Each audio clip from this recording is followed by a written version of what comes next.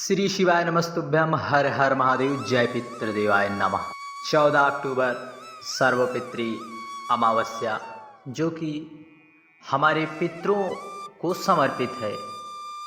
यह सर्वपितृ अमावस्या पर यदि पूरे साल भर यदि आप पितरों को याद किए हों या ना किए हों, यदि आप सर्वपितृ अमावस्या पर अपने पितरों के निमित्त यदि थोड़ा सा भी कुछ कर देते हैं, यदि आपने गौ माता को रोटी दी, नहीं दिया, किसी कारणवश ब्राह्मण भोज कराया या नहीं कराया, कुत्ते को रोटी दी या नहीं दे पाए आप, परंतु दिए सब लोग होंगे।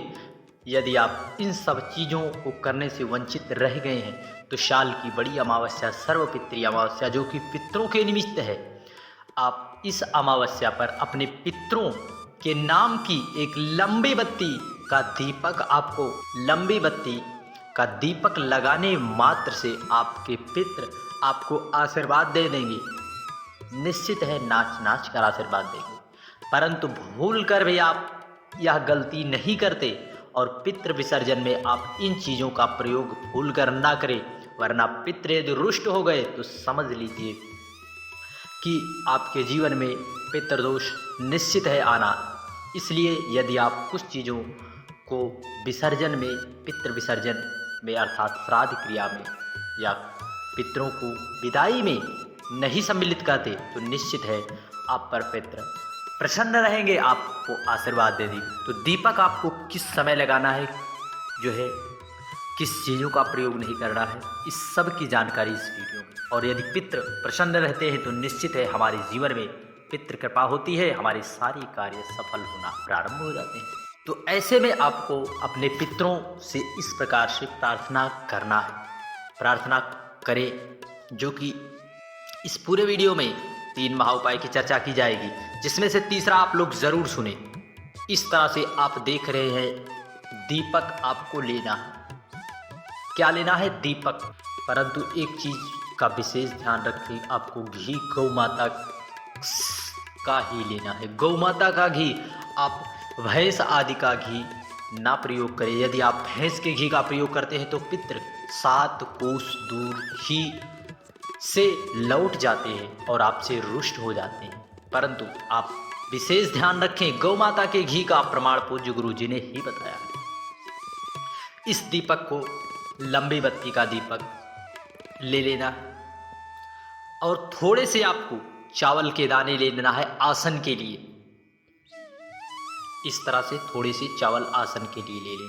फिर आपको इस दीपक को, आपको इस तरह से जो आपने दीपक को लिया है, उस दीपक को आपको लेकर अपने नज़दीकी, जहाँ पर अमृत सरोवर बना हो, अर्थात नदी हो, पवित्र नदी, सरोवर हो, तालाब हो, या फिर आप नदी, तालाब, सरोवर पर पहुंचकर पहले आप थोड़े से जो है चावल के दाने रखिए।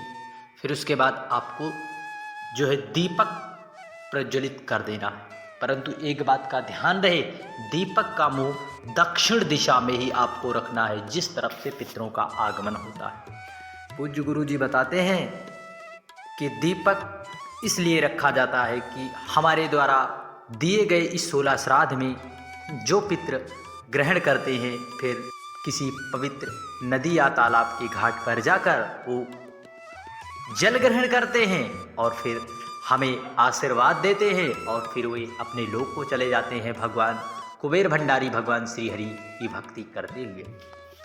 अब बहुत से लोग की क्वेरीज रहेगी, कमेंट्स रहेंगे कि हमारे पास ना नदी है ना तालाब है, हम क्या करें? तो पूज्य गुरु जी ने बताया, कोई पवित्र आपके निकट कोई कुआं हो, वहाँ पर आपको जल दीपक को समर्पित कर देना है, परंतु दक्षिण दिशा में कोई पवित्र नदी हो। अब बहुत से लोग यह भी कहेंगे, जैसे कुआं है, कुआं तो मिल जाएगा ना कुआं, अब ये सब भी नहीं है, हम क्या करें? तो इसके लिए आपको गुरु जी ने बताया है, किसी भी वृक्ष के नीचे, पवित्र वृक्ष जैसे पीपल, बरगद, बेल, यह वृक्ष पितरों के तुल्य बताया गया है। इन वृक्ष के नीचे आपको दीपक को प्रज्वलित कर। अब बहुत से लोग कहेंगे हमारे पास भी ऐसी सुविधा भी नहीं है, हम क्या करें, क्या हमारे पितृ से नाराज हो जाएंगे? ऐसी कोई बात नहीं है। गुरु जी ने अभी बताया है कि यदि आप कहीं पर भी ना कर पाए तो आप अपने परिंदे के स्थान पर, जहाँ पर आप जल आरू लगा हुआ है, वहाँ पर भी आप उस दीपक को प्रज्वलित कर अपने पितरों के निमित्त आशीर्वाद प्रदान करें।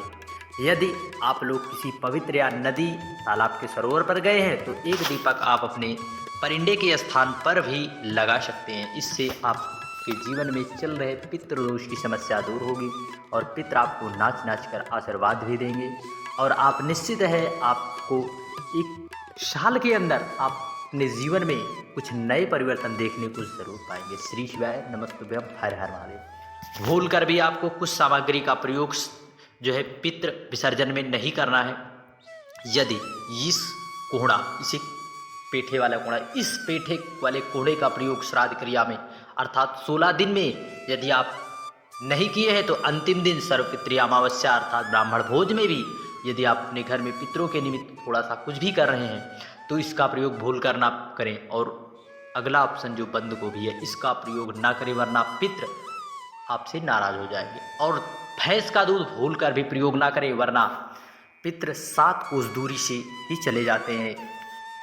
और आप आंवले का प्रयोग यदि करते हैं तो वह सर्वोत्तम है, अर्थात आंवले का प्रयोग हमारे पितरों को बहुत ही प्रसन्न करता है। और सफ़ेद पुष्प का प्रयोग जरूर अपने पितरों के निमित्त करें। बढ़ते हैं अगले उपाय की ओर, जो कि पूज्य गुरु जी ने बताया। हाल ही की कथा चल रही गौ पितृ शिव महापुराण कथा में पूज्य गुरु जी ने एक नया उपाय बताया है, जिस उपाय को हम सभी को करना है। एक बेलपत्र लेना है, एक शमी पत्र ले लें, एक शमी पत्र और आपको एक बेलपत्र, एक धतूरा, एक सफ़ेद पुष्प और एक बेलपत्र और एक चावल का दाना, इन सब सामग्री को आपको ले लेना है। परंतु करना कब है उस उपाय को, किस, यदि मासिक शिवरात्रि भी यदि कर रहे हैं, आप जिंदगी से हार चुके हैं, आप प्रयास करते करते थक चुके हैं, यदि आप खुद का मकान व्यवसाय लेना चाहते हैं तो आप इस उपाय को ज़रूर करिए। आप एक शिवरात्रि में कर दीजिए। देवाधिदेव महादेव की कृपा और करुणा क्या होती है। और पितृपक्ष अब आने वाली शिवरात्रि में करिए, निश्चित है आपको ज़रूर देवाधिदेव महादेव की कृपा प्राप्त होगी। श्री शिवाय नमस्तुभ्यम, जय महाकाल। बढ़ते हैं अगले उपाय की ओर, जो कि पूज्य गुरु जी ने देव पितर शिव महापुराण कथा में बताया था। गौ माता का घी लेना है। घी भूल कर भी किसी चीज़ का ना ले, गौ माता का घी ले।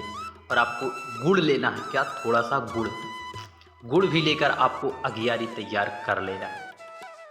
और इस तरह से गौ माता के कंडे, गोबर के कंडे का प्रयोग करके इसमें अग्नि प्रज्वलित करके आपको गुड़ और घी की आपको इसमें आहुतियाँ डालनी है।